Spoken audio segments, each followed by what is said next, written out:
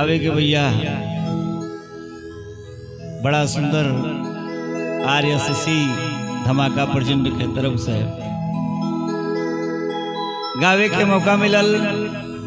बड़ा सुंदर भोजपुरी गीत एक बिरही के भाव बा। अरे बरी से बदरिया डगरिया ना सूझे मिलना बटोहिया के कांपी उठे बिरही के मनवा अंगनवा सुन के है बिजुरिया कैसो रही रही चितवेली गोरिया अकेली कंता विदेशवा के छोर ठाड़े दुअरिया के चारों देखली कि टपके नयनमा से लो। बिरही के पिया परदेश में बाणे कैसे संदेशा भेजवावतिया। अब वहाँ वो परदेसी के पास के जाए वाला नाई बा, लेकिन बादर हर जगह व्याप्त बा। बादर से कैसे बिरही संदेशा भेजवावतिया।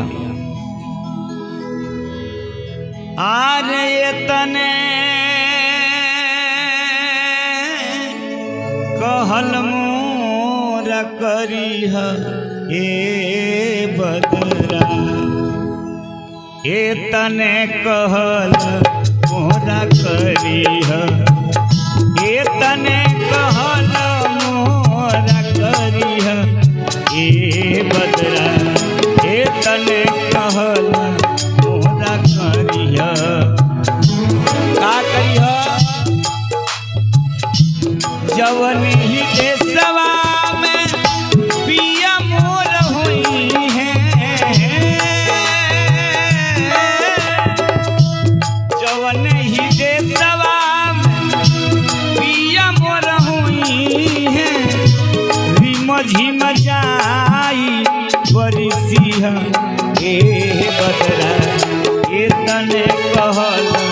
मोरा करी है ए तने कहल मोरा करी है ए बदरा ए तने कहल मोरा करी है।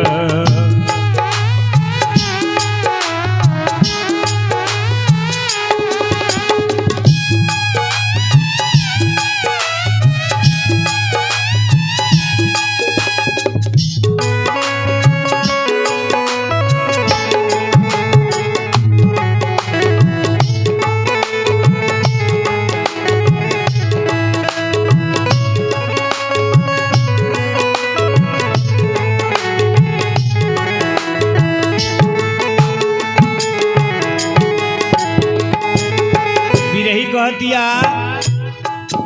कि देखा इतना दिन हो गई महीना के नाव भी गिनावतिया बीते आषाढ़ सावन घर आए बैरिन बुनिया बिरह जगाए